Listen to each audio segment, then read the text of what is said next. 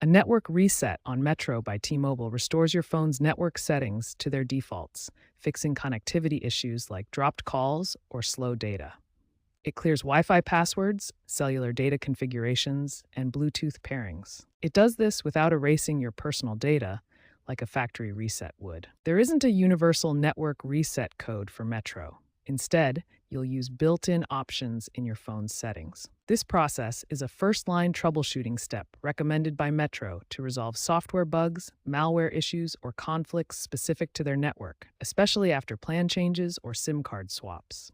Always back up your data and ensure your phone is charged before performing a reset.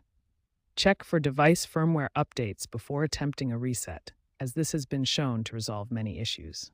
The steps for a network reset vary slightly depending on your phone's operating system. On Android devices like Samsung or Google Pixel, go to Settings, then System, then Reset Options, and select Reset Wi-Fi, Mobile, and Bluetooth. Ensure your APN is set to Metro PCS or Fast Metro for optimal performance after the reset. On iOS devices like iPhone, navigate to Settings, then General, then Transfer or Reset iPhone, tap Reset, and select Reset Network Settings. You'll need your passcode. Metro's My Metro app also offers step-by-step reset guides. Remember, a network reset doesn't unlock a SIM card. For that, you need a puck from Metro if your SIM is locked. After the reset, reconnect to your Wi-Fi network and test your cellular data. For persistent issues, contact Metro support via chat or phone.